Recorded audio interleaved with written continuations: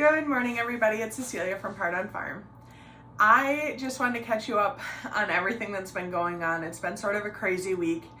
For those of you who follow our channel regularly, you know that I went to Tennessee with my mom last week, which means that I had about a week's worth of homework to catch up on, and I just finished that.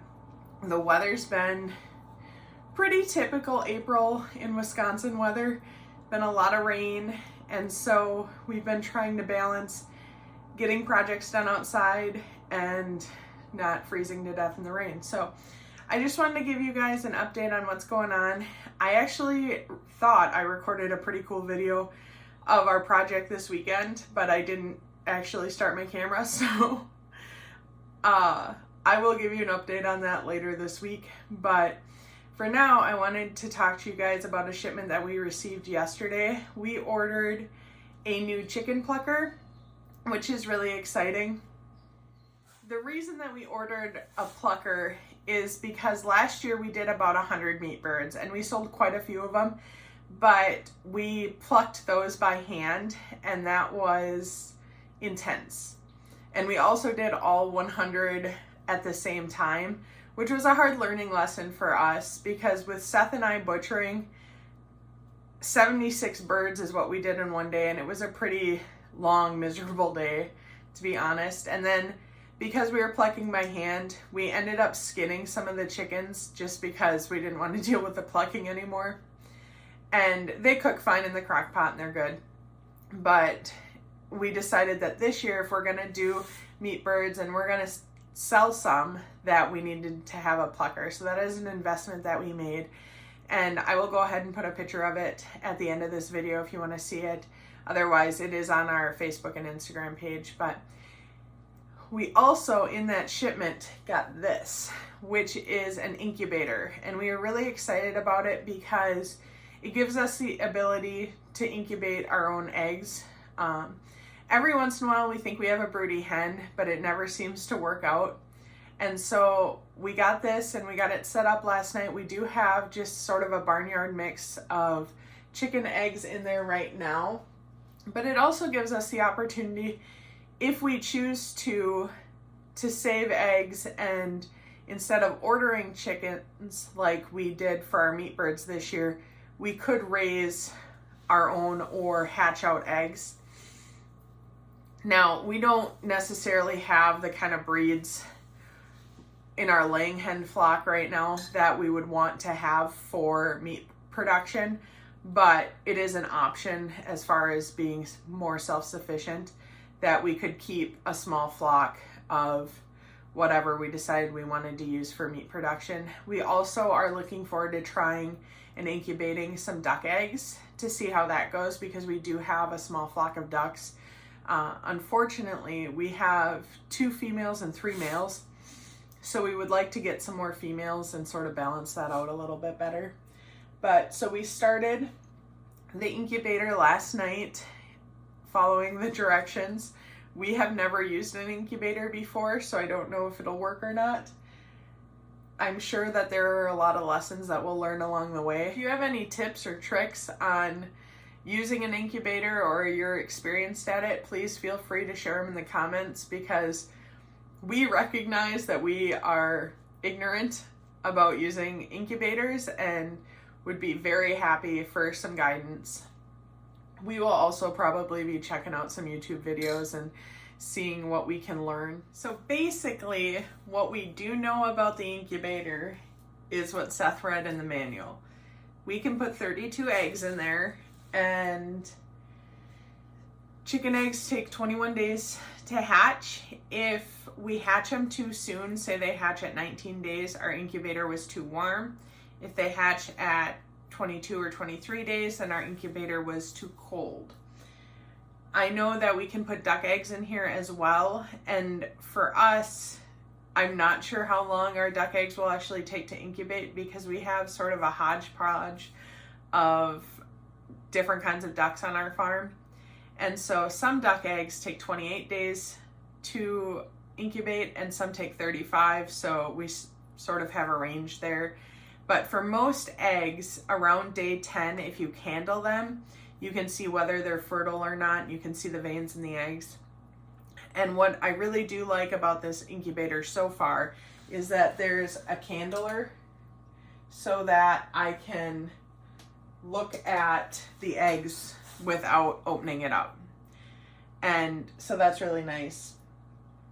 We started it last night, and for us, it's just one of those small victories. One more step in the journey of being more self-sustainable and having the ability for us to raise our own chickens. And sometimes when you're trying to grow a farm or grow a homestead, the list of goals and things to do is really long and never ending. And so to have these little victory moments and sort of celebrate those is really important. I think that Seth was probably the most excited, but the girls are also very excited, and I'm hoping that we will have some chicks for them to be able to see. We are really pouring our heart and soul into trying to make our farm a go. And if you talk to any farmers that have been doing it for any amount of time, that's what they did. And I really believe that that's the only way to make it go. We don't spend a lot of money going out to eat or taking vacations, and the kids don't have all the name brand clothes, and most of my clothes come from thrift stores. And every little bit of our disposable income goes back into the farm.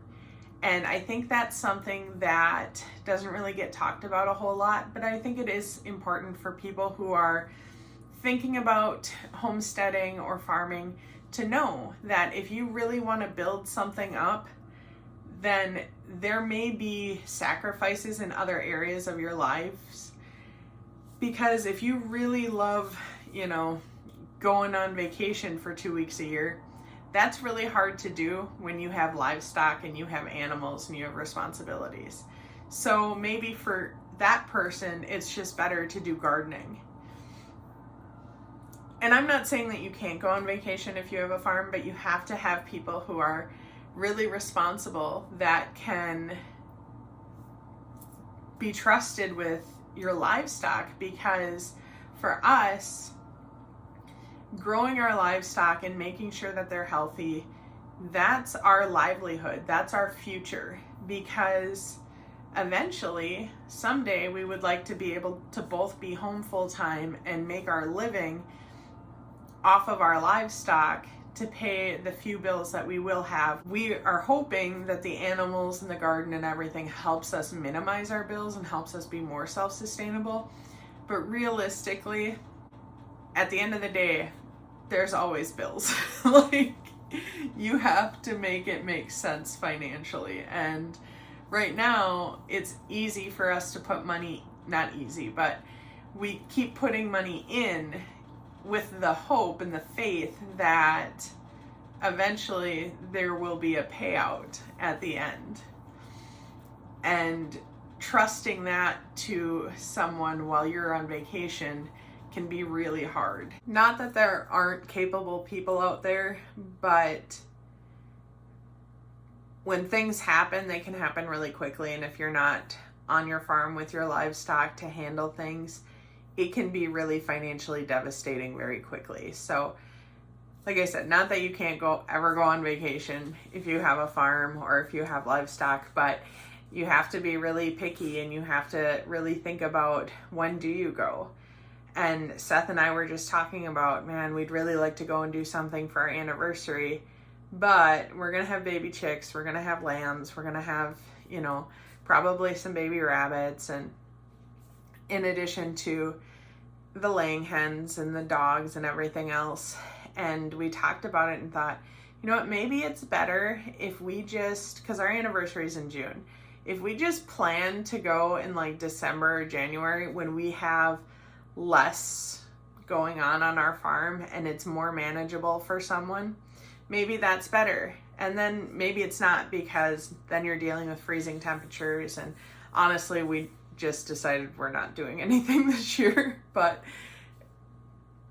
that's okay because we're in pursuit of a dream, and we know that we're not going to get rich doing it, but that's not the goal. The goal is to raise food that we want to eat and that we want to share with our neighbors because it's sustainable and it's healthy and it's good for them. And to use our farm as a platform for ministry and for reaching out to people in the community. That's our goal. So the vacations, the money, the whatever, that's okay. That's a sacrifice we're willing to make. But for some people, that may be harder, and that's okay. But you have to decide where your priorities are going to be. If you love to go out to eat for every meal and go on vacation all the time and have all the fancy clothes and stuff, then maybe this lifestyle doesn't fit that. And maybe, like I said, having a really big garden, the garden doesn't care if you're not there for a week. Yeah, it might be a little weedy. Yeah, you might have some overripe produce, but it'll be okay. Lambs, dogs, everything else, they really care if you're not there for a week. So I just wanted to share with you guys our next step on becoming more self-sufficient, having some more livestock on the farm, and how excited we are about it, that we keep moving closer to the goals. So thanks for hanging out with me today. Keep growing.